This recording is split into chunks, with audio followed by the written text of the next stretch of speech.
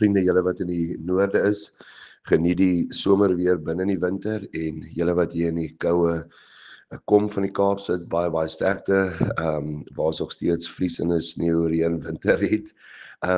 Maar vandag wil ek met julle aangaan oor Lukas 18, en waar die twee persone wat in die verhaal speel, albei gaan na die tempel toe.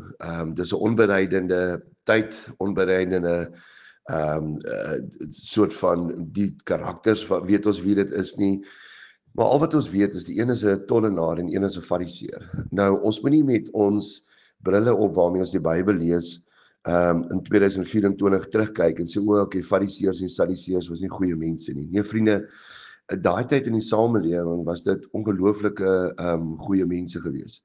Die fariseërs het ver deur die land gereis, lees ons in Matteus 25, en het mense gaan bekeer. Hulle het selfs 'n tiende van hulle kruietuin en van hulle groentetuin het hulle weggegee. So, en dit was ongelooflike mense wat 2 keer op 'n dag gebid het, hulle 2 keer deur die week gevas, dit was regtig goeie mense gewees. En dan was daar die tollenaars gewees, die mees gehate mense van daai tyd. Hulle was finansiëel ingestel, hulle was materialisties gewees, die grootste vyande van die Joodse volk. Hulle het vir die Romeine gewerk, en dan het hulle by die tolhekke gewerk, en dan het hulle in besige tye het hulle daai tolgeld opgesit, en die restant of die wat oorgebly het, hulle vir hulle self gevat, en geen Jood kon weier om deur die tolhekke te gaan nie, want daar het Romeinse soldate gestaan. So hulle was absolute gehate mense, want hulle het vir die vyande gewerk. En die enigste verskil tussen hierdie twee mense in ons verhaal is, dat die fariseer fokus op hulle self, op hoe goed hulle is, wat hulle reg doen, en wat hy eintlik vir God sê is, Here, ek het nie u verlossing nodig nie. Hy stap amper dwars deur die tempel, aan die ander kant uit. Hy het nie Jesus nodig nie.